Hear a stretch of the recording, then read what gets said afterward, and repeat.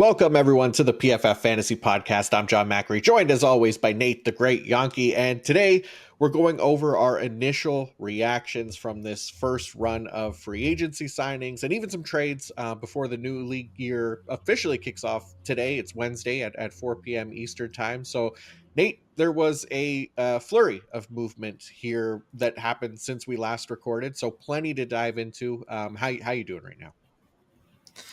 Doing well. It's been a very interesting free agency so far. We knew, like, going into Monday, we had a ton of re-signings. Sunday evening was very busy time.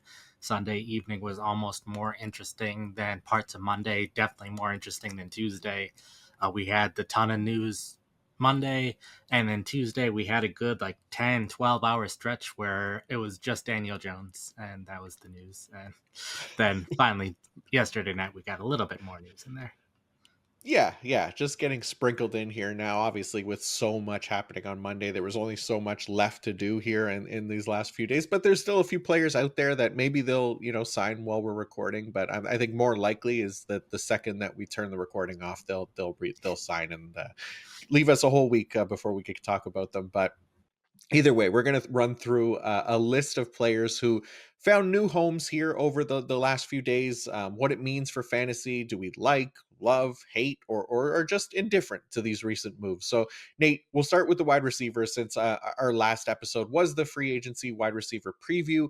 And this is a nice way to kind of transition that conversation into the moves that actually happened. And we'll talk about the other position groups as well. So, first name, the biggest name for this year's free agency wide receiver class. I think we'd both agree. I know he was your highest ranked name that we covered last week. That's Davante Adams, who moves once again in the last 12 months. He started last year in Vegas. Then he got traded to the New York Jets.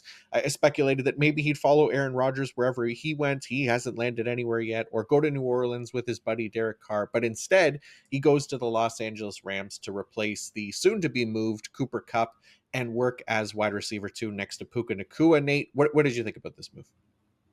I think there is a lot to like about the move to Los Angeles. First off, it's a more pass happy team with an established quarterback. The fact that Adams in the past has lined up as an X receiver, especially with the Jets, he was lining up more in the slot, and throughout his time in Green Bay as well, he graded well anytime he was in the slot. And the Rams are a team that like to move around their receivers more than most teams since they don't rotate players in and out as much. So in order to give defenses different looks, they line up their wide receivers in different spots. So I think from that perspective, Adams is a very nice fit.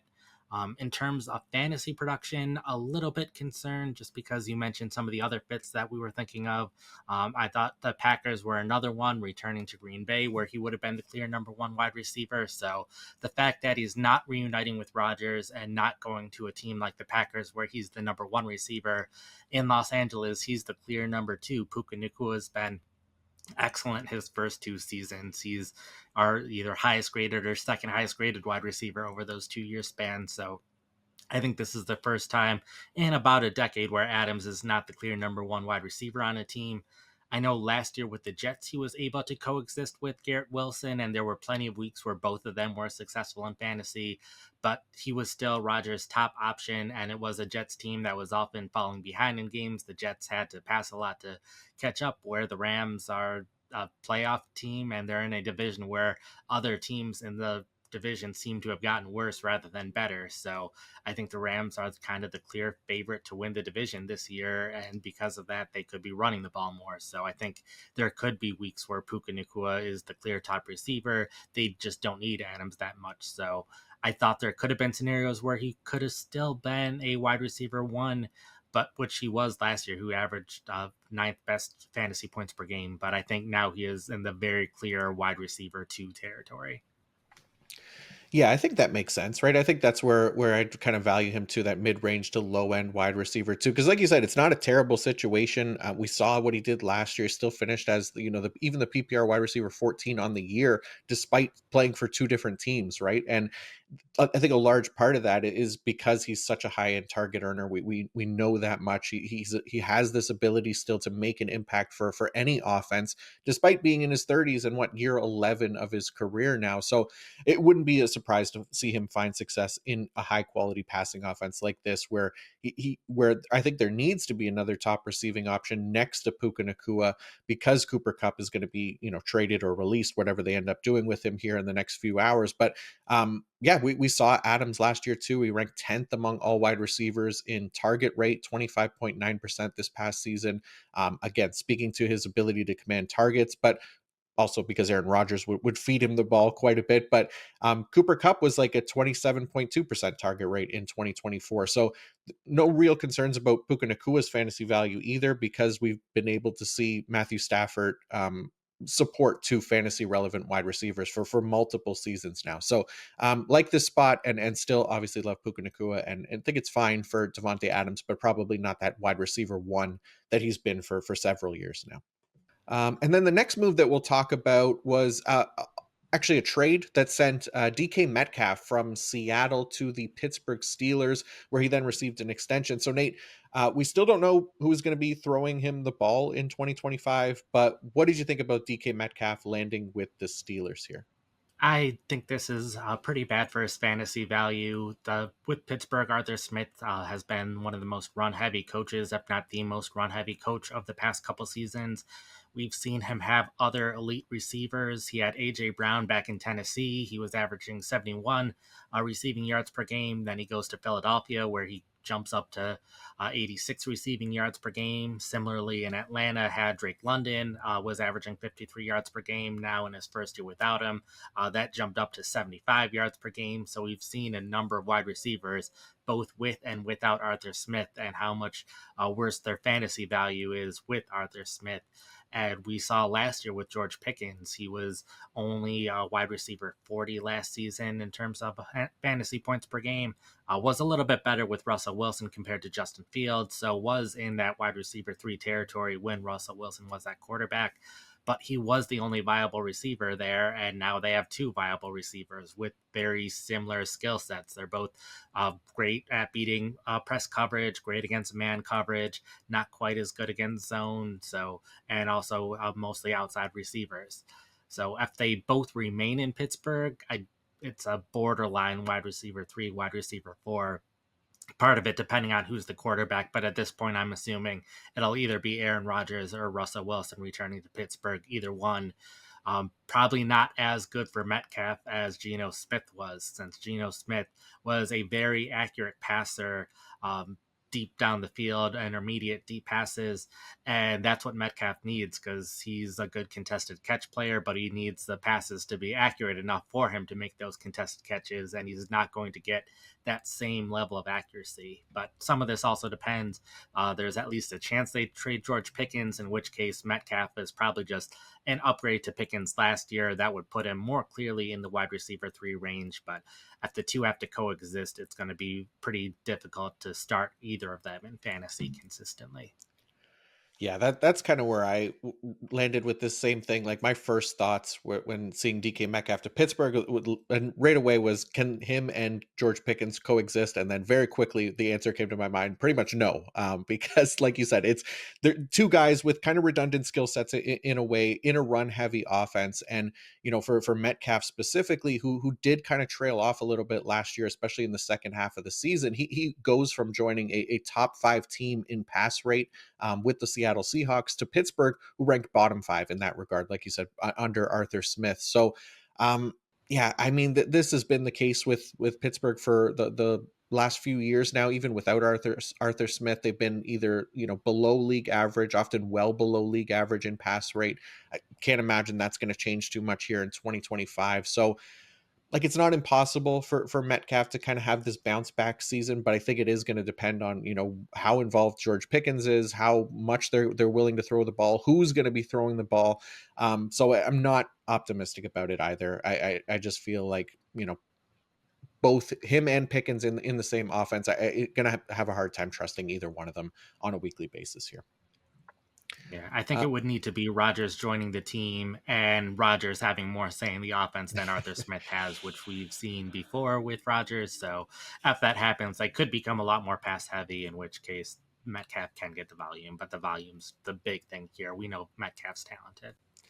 Yeah, for sure. And then, if Mike Tomlin even allows Aaron Rodgers to have that kind of control over the offense as well, right? So there's always that possibility. I mean, it's not like Mike Tomlin hasn't had a pass heavy offense before, right? He had that with Ben Roethlisberger and 2020. They were a top 5 team in pass rate, and at that time they did support 2 fantasy wide receivers. It was like Juju and Deontay Johnson, but it feels like a long time ago now at this point, right? So definitely things have changed here, different offense, different quarterbacks. So we'll see how things shake out for Pittsburgh. But yeah, not feeling overly optimistic right now. All right, next up on the wide receiver list is Christian Kirk. So, released by the Jacksonville Jaguars earlier this offseason, lands with another AFC South team joining the Houston Texans. So, Nate, Tank Dell is unlikely to be ready for the start and probably much of the 2025 season. Stephon Diggs still a free agent as well, which leaves a pretty big hole next to Nico Collins in that receiving core. So, do you think Kirk can play that wide receiver 2 role in this offense now? I think he will. This did end up being a trade. They announced that they were going to cut him, but then Houston swept in and decided to make a trade similar to what they did with Joe Mixon a year ago. So, Kirk, I think this is a pretty good move for him because we had seen in Jacksonville these past 2 years, they tried to kind of relegate him to that third wide receiver spot, only playing in the slot when they could. They added a lot of outside receivers over time. So he was back in 2022, the wide receiver 12, but injuries have also cut short his last 2 seasons. But I think this is good because I think there were a number of scenarios where he would have just been the slot receiver, not playing in 2 wide receiver sets, either the third option in the offense or potentially fourth if the team had a good tight end. So the fact that he's going to Houston, and I think he's the pretty clear number 2 wide receiver option, at least until Tank Dell is healthy, which probably isn't going to happen for another year. So I think we get a year of Kirk being the number 2 option in the offense, playing in the slot, which we saw Diggs see a lot of targets in that spot before.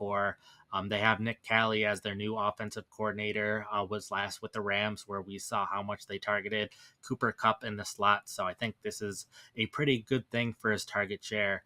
I think there's definitely a situation where he becomes more of a wide receiver 2, wide receiver 3 if he is healthy and heavily targeted. But because he has spent the last 2 seasons on injured reserve to end the season, I am concerned about his health and I am concerned about the Houston offense in general. So because of that, I probably have him more in the wide receiver 4 category right now, but that's still better than what it could have been had he been on a different team where he's only playing in the slot and the third or fourth option rather than the second option. Yeah, that makes sense, right? Like, I think it gets similar concerns, right? Like, at where I think they'd still ideally be looking to kind of upgrade at wide receiver. Like, I wouldn't be surprised if they spent a pick on a wide receiver in the first 2 days of the draft, where they have 4 picks to do it. Obviously, O line will be a pretty big need now as well, which we'll talk about in a bit. But I don't think, you know, Christian Kirk necessarily solves the concern at wide receiver 2 for you, just because, like you said, he spent the last 2 seasons on injured reserve. He's missed some time. He's been less effective because of it. So there's been this decline in play that I think it not easy to find an upgrade, but I think, it's within the realm of possibilities here that they might do that in the draft here, especially as they try to look to build around or CJ Stroud. Hopefully, we'll see what happens with that offensive line and stuff. But if they want to be able to compete in the playoffs, I think there could still be some more depth there. At the very least, some insurance at the position right now. It's worth noting they did add in free agency both Justin Watson and Braxton Berrios, both guys who are just depth players, wide receiver 3, wide receiver 4 territory on the Texans, not fantasy wide receiver 3s and 4s. But they have arguably 6 players that are going to make the roster, ignoring Tank Dell at wide receiver already. So because they have added so many free agent wide receivers, I'm a little more optimistic that they won't add a wide receiver in the draft. That's still certainly possible, but because they have added 3 free agents, it seems like they have filled their need now and are less likely to in the draft, at least compared to what we thought a week ago. Yeah. Yeah. I guess that's a fair way of looking at it, right? Just kind of buying time, hopefully, until Tank Dell gets back and healthy as well. And maybe those guys do fill that hole for at least the next season here. So, next up, our most recent wide receiver signing, DeAndre Hopkins, joins the Baltimore Ravens on a 1-year contract. We kind of touched on what our feelings would be with Hopkins, basically almost anywhere that he landed in free agency last week, and that he's likely to be more of kind of a wide receiver to provide more real NFL value than fantasy value. Does that change for you at all with him landing in Baltimore? If anything, I'm probably a little lower on him. We're talking about him because he's a future Hall of Fame wide receiver, but with Baltimore, I expect him to be a backup behind Rashad Bateman and Zay Flowers, and they're the team that uses three wide receiver sets the least out of any NFL team. I would expect Hopkins to see time in three wide receiver sets. I'd expect him to be on the field in place of Bateman at times throughout the year, but he was hovering around a 50% snap rate the last season. So, and that was both with Tennessee and Kansas City. So I expect him to at best be around 50% snap rate, if not more in the 30 to 40% snap range outside of injuries, which can happen, in which case he'd have more fantasy value. But there were also situations where he could have landed on a team that has a much bigger need for a wide receiver, in which case he would have seen more playing time. But this, he's going to see less playing time. Can understand a very late round best ball pick on him because he did show some sparks at times in Kansas City last year. But outside of that, in redraft leagues, I think it's very unlikely that he is going to be draftable. Yeah, I'm in the same boat. The way I'm looking at it, because yeah, I don't really see him being a regular fixture in fantasy lineups this season, barring, like you said, significant injuries and circumstances like that. The way I see it, another solid, reliable weapon for Lamar Jackson, who is the most important fantasy asset on this team anyway. So anything that fuels Lamar as a weapon for fantasy is a good thing. And I think at 33 years old, which Hopkins will be to start this season, I'm perfectly fine sacrificing his fantasy value to feed Lamar's, even if it's just a little boost, right?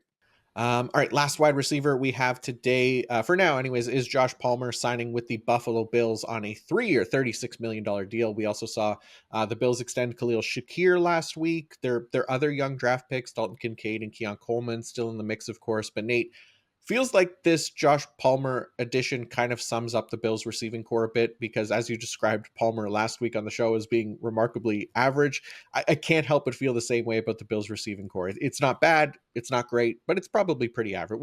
Pretty average. What do you think? Did Palmer move the needle at all for you in Buffalo?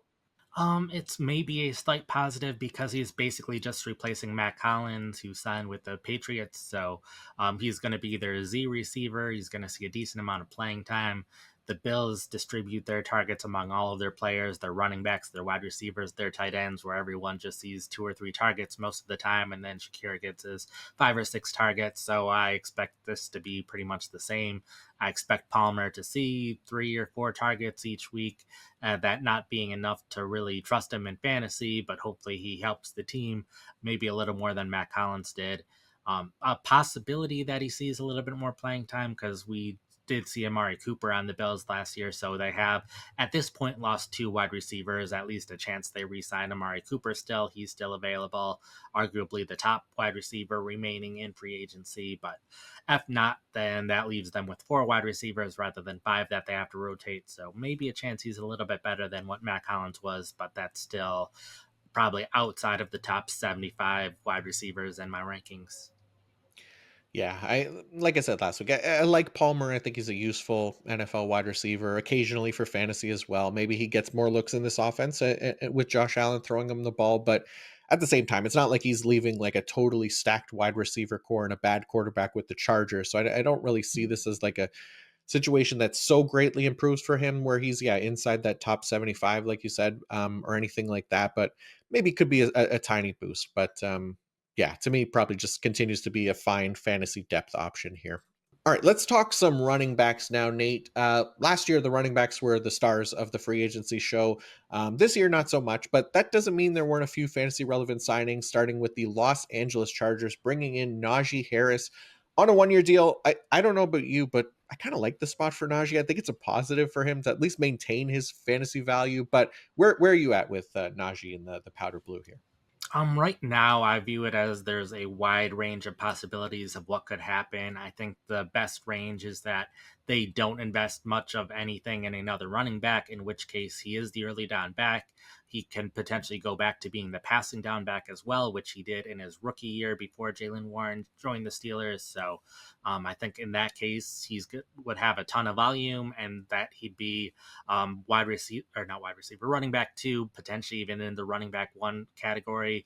But I also could see them investing in another running back, whether that's bringing back J.K. Dobbins, whether that's adding an even better running back in the draft, in which case we could see Harris basically be what Gus Edwards was last year, and that's someone who's seeing 5 to 10 carries a game, maybe some touchdowns here and there. So I think there's that wide range. Right now, I have him in the running back 2, running back 3 category. Will say I think this is a downgrade for him in terms of the offensive line. The Steelers had a fairly good run blocking line last year, was in the top 10, where the Chargers were outside of the top 20. It was kind of reversed in terms of the pass protection of the two lines. The Chargers were the much better pass protecting line, but Harris needs that good run blocking line. So I think that's a little bit of a downgrade. And I know at least early on, immediate reactions to this, I saw a lot of positive reactions, partially due to the contract. It was announced as a $9 million deal. It's really a $5.25 million deal with $4 million in incentives. So that's not nearly as good. That's if he doesn't reach those incentives, then guys like Jalen Warren and Jordan Mason, who are restricted free agents, will be making more than Harris this year. We saw Devin Singletary, DeAndre Swift get better contracts last year. Antonio Gibson got more in guarantees last year. So I don't think the contract is necessarily that positive for Harris. So I think this all depends on what else they do at running back, which is kind of going to be a trend for all of these running backs, even Aaron Jones, who re-signed, who are not going to be focusing too much on because he's back with the Vikings, but they're probably going to bring in another running back. And depending on how good that running back is, that'll determine how much we value Jones heading into drafts too. Yeah, it makes sense. I look the way, yeah, I'm kind of viewing this signing right now is just looking at the team as a whole. But yeah, so much can still change with these backfields, and but the way that things are kind of shaped up at the moment, assuming that they don't add anything else, which obviously is a big assumption. But the nice part about Harris being in this backfield, I think, obviously for the Chargers, is somebody that has been healthy. It has been a big part of it. They obviously had Gus Edwards and J.K. Dobbins last year. Both of those guys missed time for the team, which kind of hurt their run heavy approach a little bit. So I think they view Harris with a little bit more valuable because of that specifically. But right now doesn't currently have the competition for touches for the Chargers that he necessarily did with the Steelers with Jalen Warren. So there is that path to him being kind of an every down back, getting work as a runner and a receiver. Like you said, not too dissimilar from his rookie year. He finished as the PPR RB3 that year, which obviously this is by far the most optimistic outcome for him in terms of fantasy finish. But I think getting that type of workload on a top offense, on a top 10 run heavy offense as well, I think allows him to kind of push for that top 12 PPR finish. But again, assuming that the Chargers don't add to the backfield. So for now, I think right now, I think he's a kind of an obvious RB2 target in drafts with that potential weekly RB1 upside. But so much can change here. I mean, we're mid-March and there's still the draft. There's still a lot of free agency left. So that's the most optimistic view of it. We'll see if that optimism dips as the offseason goes on. But right now, it looks pretty good for Najee Harris. The other big running back signing, if you can call it that, but I guess relative to this year's free agent running back signing so far, Javonte Williams signs with the Dallas Cowboys, also on a 1 year deal, but just $3 million, so far from starter money. But Nate, we talked about the Cowboys being one of the prime spots for a running back this offseason, and maybe I'm still wearing the nostalgia glasses for Javonte as a prospect and year one in the NFL before the injury, but this signing at least has me hopeful that we could get the best fantasy version of Javonte since his rookie season. Again, there's a lot of time left for them to add, but what do you say about Javonte in Dallas? Right now, it's kind of similar in that RB2, RB3 range because it's a similar thing where if the season started now, Volume's king at running back, and his competition's like Malik Davis and Deuce Vaughn and Hunter Upke, their fallback who played on third down. So, in which case, Williams is the clear lead running back for Dallas, and he'd have a ton of volume. But similar, I expect them. I think the difference here is one, Harris has performed better than Williams recently. Two, I'm more confident that the Cowboys will add at least one, if not two more running backs.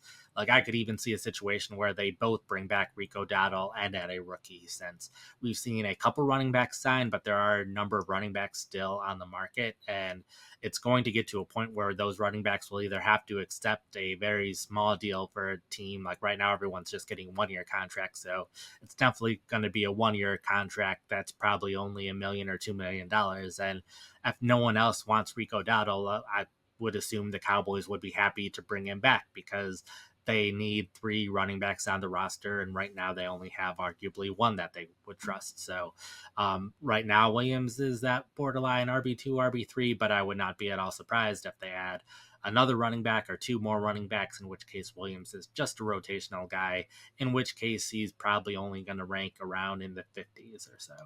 Yeah, that's fair. I mean, look, the nice thing about Javonte Williams, we've seen that, potential with him. I obviously haven't seen it since his injury, and that there's, he's still just 25 years old. So it'll be a new offense for him right now. Decent path to touches. I'm a little surprised they didn't bring back Dowdle yet. Anyways, we'll see what happens there. But I mean, if it assuming that this backfield is Javonte Williams as the RB1, if they lean on him the way that they did Rico Dowdle last season, there's definitely fantasy value to target here. Dowdle finished as the PPR RB23 last season, missed some time in there and didn't really even start to take over as the RB1 until a little bit later in the season. So, Williams last year, his value was almost exclusively as a receiver, especially in the latter half of the year. So he finished as the PPR RB31, but a chance for an every down role here in Dallas, or at least getting more work on early downs should at least put him in that RB2, low end RB2 conversation. Again, assuming that we don't see more additions to the Dallas backfield, which, like you said, feels a little bit unlikely right now. Okay, we've got some cleanup running back signings here to touch on as well, Nate. Maybe not, significant needle movers for fantasy, but could indirectly affect some of our other fantasy relevant options. Starting with Elijah Mitchell landing in Kansas City.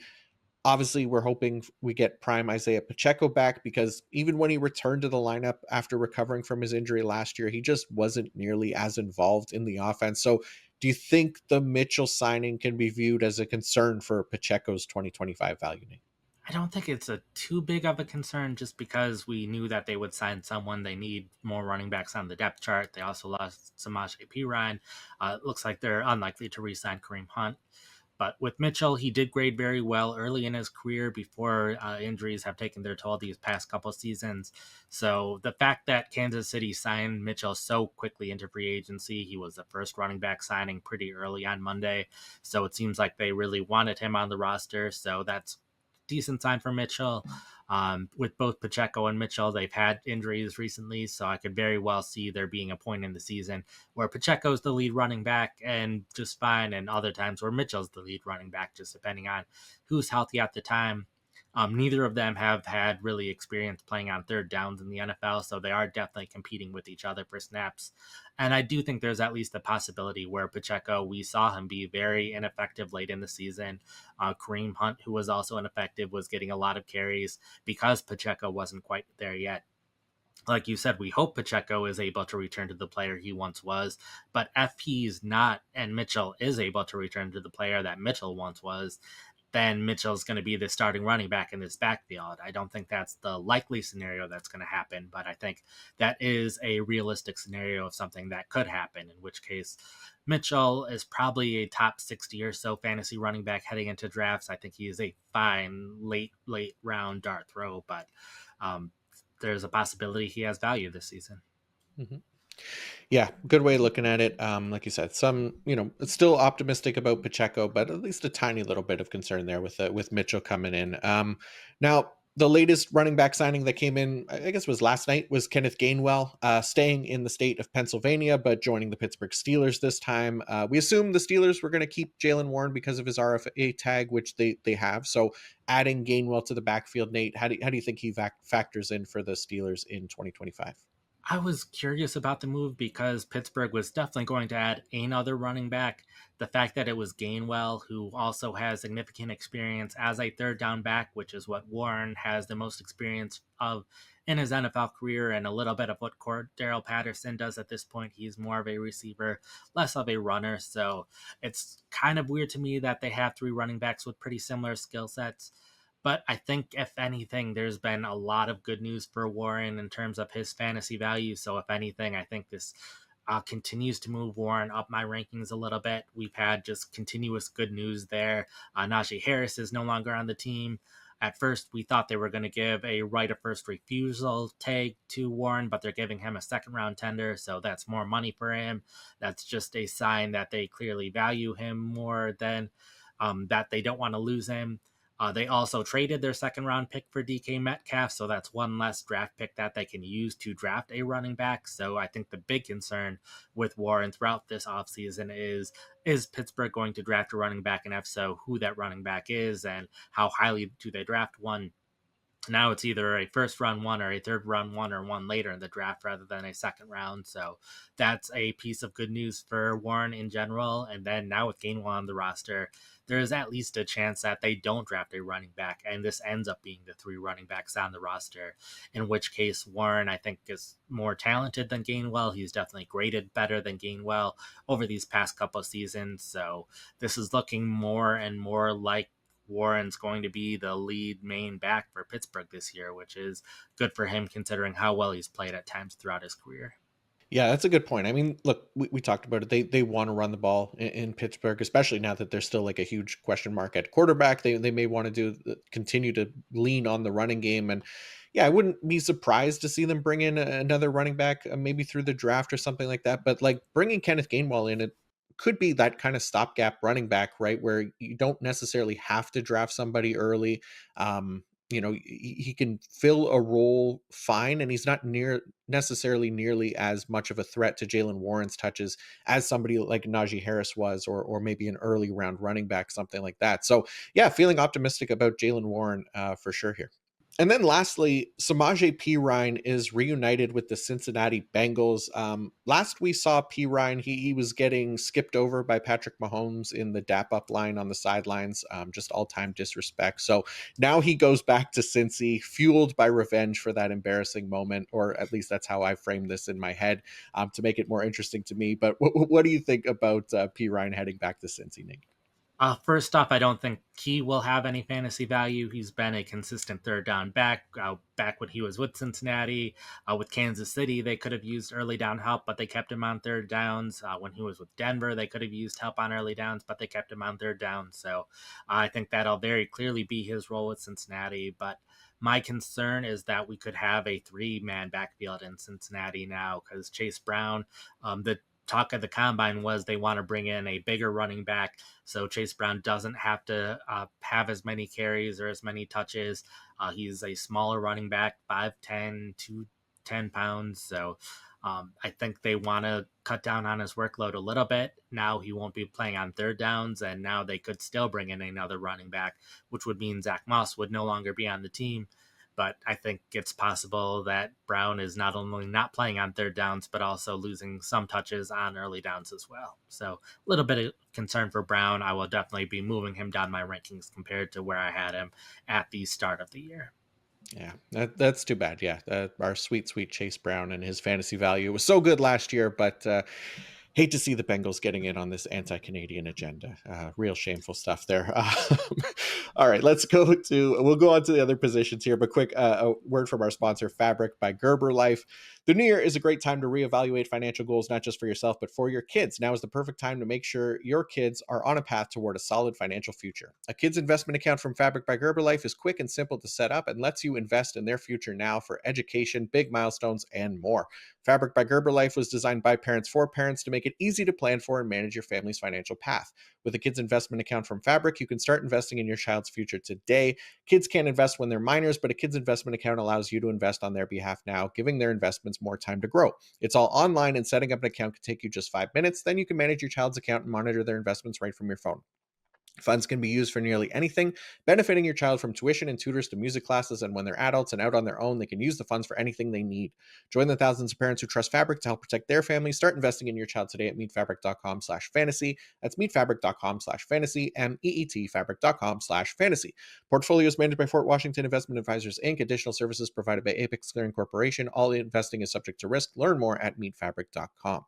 Before we move on to the quarterbacks and tight ends, Nate, you wanted to highlight a couple offensive lines that saw big changes here in free agency because there likely will be an impact for fantasy. So starting with an offensive line that improved here in free agency, the Chicago Bears went out and added center Drew Dahlman and two guards in Jonah Jackson and Joe Tooney. So getting stronger on the interior was obviously a priority for new head coach Ben Johnson, not just to help protect Caleb Williams, but we assume they're going to want to run the ball quite a bit as well. And they're in a good position now to do both of those things. Yeah, with Johnson back with the Lions, having that run first offense that was so successful in fantasy, they're looking to replicate that in Chicago. Definitely invested a ton there and already have Darnell Wright, Braxton Jones at tackle. Both of them were top 20 by PFF grade in terms of all the tackles last year, and they're both on the younger side too. So among the top 8 tackles that are 25 or younger. So they are going to have one of the best offensive lines next year. They don't have that kind of elite run blocking talent that they had in some of their offensive linemen in Detroit, but I don't think there is a weakness on this offensive line. Everyone has had at least a 66 run block rate over the past 3 years, and almost all of them, they have both kind of a high positive run block grade rate as well as a high negative rate, which in general, that is a benefit for fantasy because yeah, there'll be a couple runs where offensive lineman doesn't have a good block, running back gets tackled for a loss or 1 yard or no yards. But those positive run blocks are the real key because they unlock the big runs. We saw that with Philadelphia last year where they had positive run blocks. Saquon Barkley was able to make those 60-yard touchdowns. It's those positive run blocks that lead to big plays, and almost all of their offensive linemen have a high rate of getting those positive blocks. So I think that'll be great for whoever the running back is in Chicago. Right now, it's DeAndre Swift and O'Shawn Johnson, but I would not be surprised if they invest in a running back in the draft. So I probably am going to have, if they draft a running back in the first or second or third round, I wouldn't be surprised if they rank in the top 20 in fantasy and have an upside for a top 10 finish with how good this offensive line looks on paper. Yeah, I mean, look, I kind of imagine them as one of the favorites to draft Ashton Genty right now. Like Ben Johnson, he was with the Lions when they weren't afraid to spend high end draft capital on Jameer Gibbs. That worked out for him. I think that will only be kind of more reassurance for is that a word? Reassurance for Coach Johnson, and to not be afraid of doing the same with Genty here. They have the 10th overall pick. They also have 2 early second rounders where they could still get a top running back there as well. Like either way, we talked about it in our free agent running back preview episode. Chicago's only starting to feel kind of more and more like a top running back destination right now. Okay, the other offensive line that you wanted to highlight, Nate, the Houston Texans, who traded away left tackle Laramie Tunsil and left guard Kenyon Green, and also released right guard Shaq Mason. Now, Tunsil was one of the best pass blockers in the NFL. Mason, not so much, and Green, not even close. But for CJ Stroud, who took a ton of sacks in 2024, that still has to be a concern now heading into 2025 as well, because if the Texans can't keep Stroud upright, it might not matter who their second wide receiver option is next to Nico Collins, because if he's getting sacked as much or more than he was last year, they're not going to be able to move the ball the way they want to. So what do you think, Nate? Is this a complete disaster for Stroud, or still salvageable for you? I think this is at least concerning with Stroud. He had the second most sacks last year. If you look at just the left guards through the right tackles for each team, they had the highest knockdown rate, so sacks and hits per dropbacks. They were allowing the most left tackle. They were allowing the third least knockdown. So Tunstall was doing very good even last year and has been a great pass protector throughout his career. So now they're going to have 5 offensive linemen who aren't as good in terms of pass protection. They did add a 33-year-old Laken Tomlinson to be one of their guards, but at this point in his career, he's a below-average pass protector. Still, probably a little bit of an upgrade compared to what they had at guard last year, but still not anywhere close to what you want them to be. So now Stroud is probably the favorite to get sacked the most this year, so that increases the chances of him getting injured. That's going to make it harder for the receivers, especially someone like Nico Collins, who's more of a deeper threat. At least someone like Christian Kirk can be kind of a safety valve on those kind of plays where he's getting pressured a lot. So, concerned about the offense in general. Stroud is someone who there are a ton of quarterbacks that outside of once you get outside the top 8 or so quarterbacks, you can rank 9 through 22, 23 or so in any order and have a pretty good argument for why you have them in that order. So Stroud could easily fall down those list of quarterbacks pretty quickly. So Stroud is someone who might not be drafted in some fantasy leagues this year because of the concerns of the offensive line.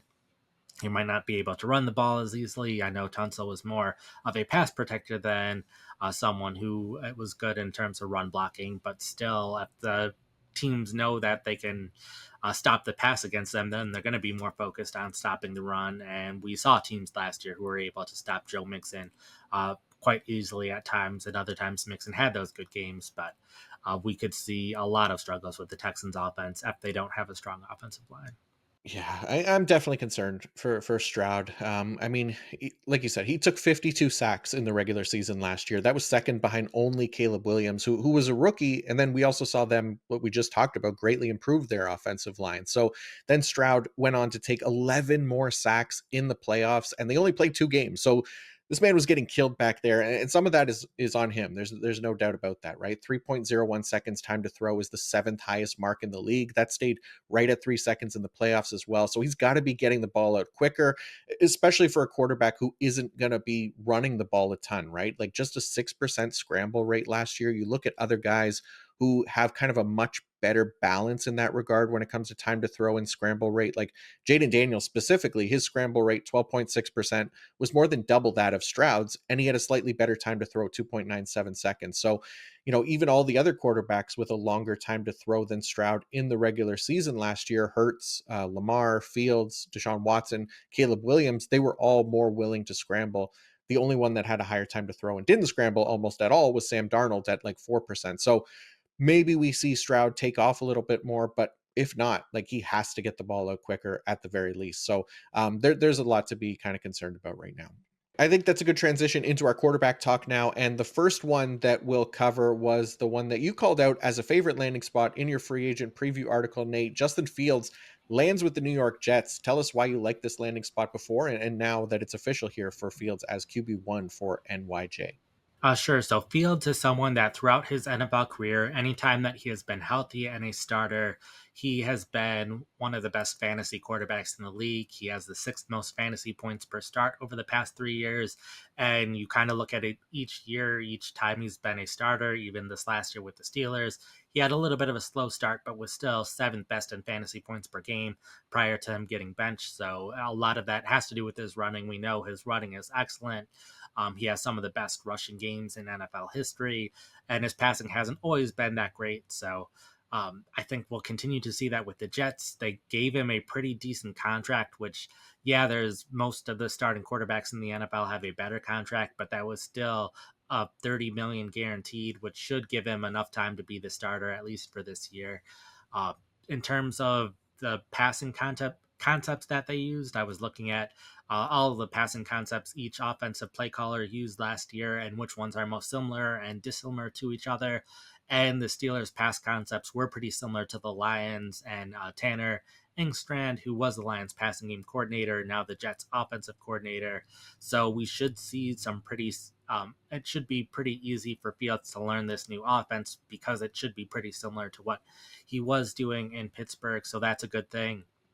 Also reuniting with Garrett Wilson, his Ohio State teammate, which we've seen that kind of connections before where someone's reunited with their college receiver, and that's done good things. I don't think that's necessarily the thing that's going to put Fields over the top. I think his rushing alone is enough to keep him as a quarterback one, but the concern, not just the possibility of him getting benched, which is possible at some point in the season if he's not playing well, but also the possibility of an injury. So he's probably more of a borderline quarterback one or quarterback two when you're drafting him, just because there's that risk of either a benching or an injury. But as long as he is healthy and as long as he's starting, I fully expect him to be at least a top 8 fantasy quarterback this year.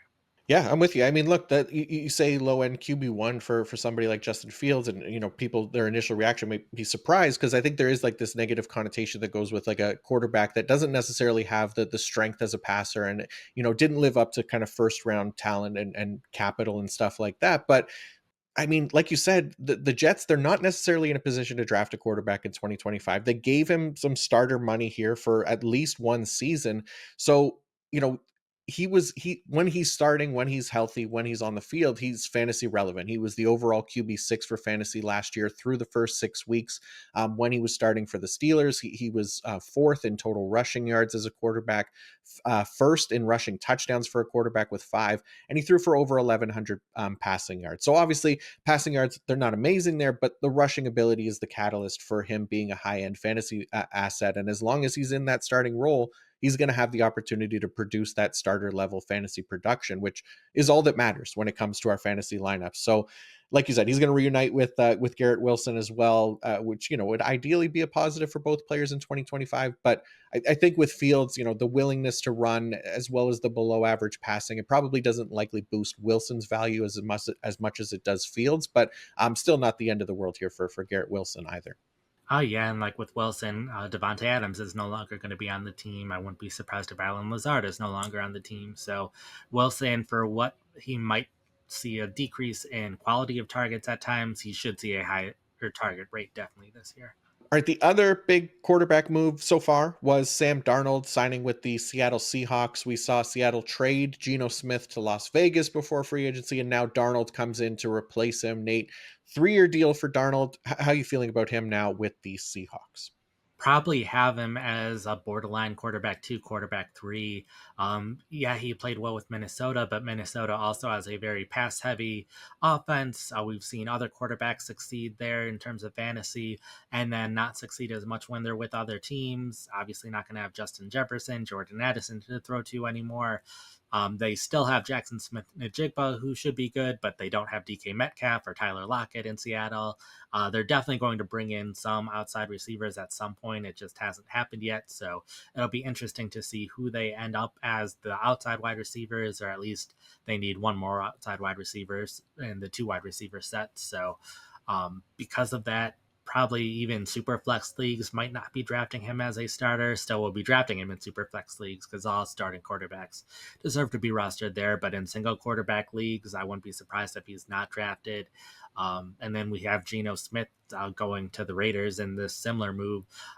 Smith probably a low end quarterback too, but I do think at least for the Raiders receivers, this is good news getting Geno Smith, a quarterback who liked throwing to the slot receiver a bit in Seattle, and Jacoby Myers, the top slot receiver with the Raiders, should be seeing a decent number of targets there. And then Smith talked about him a little bit with DK Metcalf of how he's a fairly good intermediate and deep thrower in terms of the accuracy of his passes. I think ninth most accurate last year, and the Raiders were third least accurate as a team with all of their quarterbacks. So I think especially Brock Bowers, that should help him. He saw the most targets on passes 9 yards in the air less last year, but he was only fourth or third among tight ends in terms of those intermediate and deep receiving yards and receptions. So this should lead to more big plays by Bowers, who was already going to be the tight end one, but this is another positive for Bowers. Yeah, definitely a positive for Bowers because there was a huge hole there for the Raiders offense. We didn't know who was going to be quarterback. There was definitely concerns, but yeah, getting Geno Smith definitely one of their better case scenarios here. I think for 2025, and then Darnold. Look, I mean, obviously he had the career year last year in Minnesota. Can't ignore that. It was a top 10 PFF passing grade. He was seventh in PFF WAR as well. Obviously, like you said, helped that he was throwing to Justin Jefferson, Jordan Addison, and then TJ Hawkinson for almost the entire season. So the receiving core, it's not nearly as good in Seattle. It's just Jackson Smith and Jigba right now. And then there's some concern too with how Darnold finished the season last year, and I think that maybe played a part in Minnesota not re-signing him as well. Really kind of struggled there in the playoffs and in that final game against the Lions, I think it was. So yeah, I'm still kind of viewing him as that low end QB2 because he did have a lot of positive metrics to come out of 2024, but I think just the being a new offense, one legitimate receiving threat really only for now, compared to three with the Vikings, like that likely keeps him from kind of improving his fantasy value any more than what it was last year. So yeah, low end QB2, fringe, yeah, QB3 for me. I think makes perfect sense, Nate.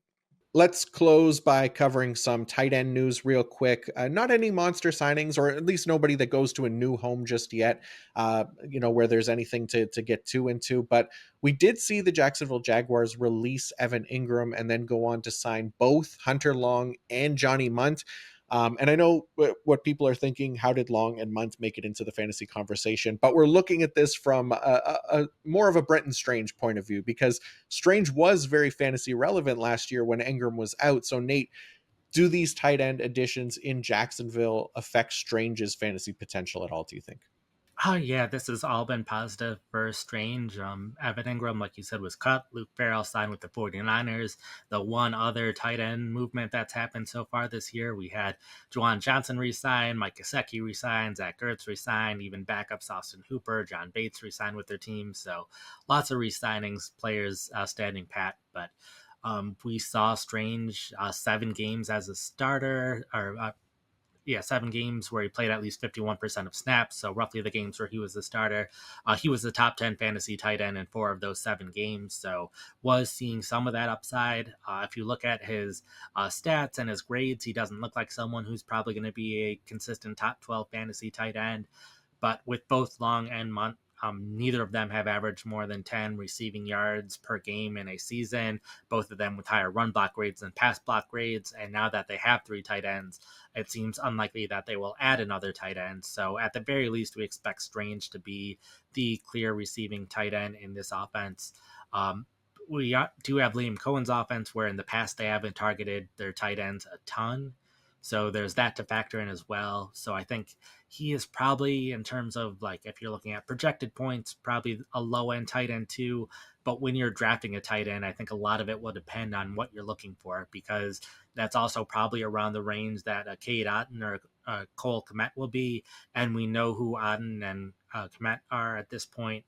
We know they're not going to be top 12 fantasy tight ends. They're going to be some guys who have splash games here and there. Where Brenton Strange, he's still relatively young. This will be his 3rd year in the league, first year as a full-time starter. There's a chance that he will take a leap. So if you are looking in that range of tight ends and are looking for someone who can have a lot of upside, then I think Strange is the tight end to pick there. Where if you are looking for a more safe option, then you're probably looking elsewhere.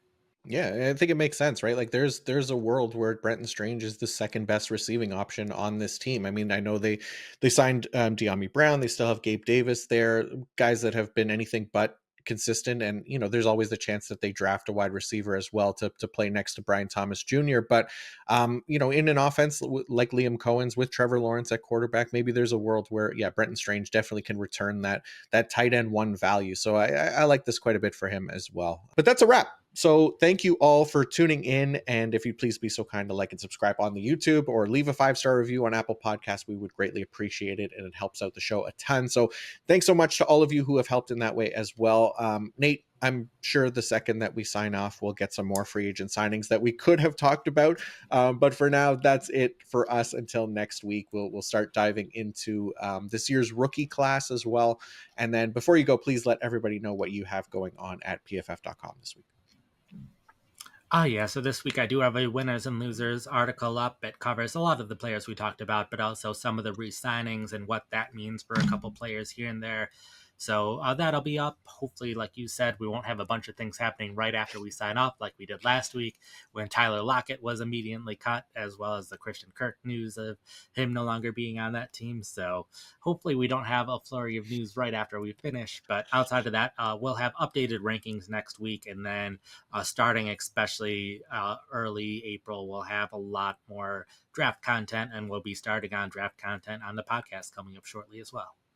Yeah, looking forward to that. As for me, I've written up my initial free agent reactions. That's on the site now. I'll also have IDP risers and fallers based on free agency coming out on Thursday in article form. And then on Friday, I'm looking at personnel adjusted yards per route run for this year's rookie wide receiver class, seeing how each wide receiver prospect perform based on the advantages and disadvantages of playing with more or less wide receivers on the field in their college careers, and then how much that tends to them being fantasy successes in the NFL. So other than that, I'll be back with an IDP free agent recap episode in the podcast feed later this week with the guys from the IDP show. So be on the lookout for that. And until then, peace out.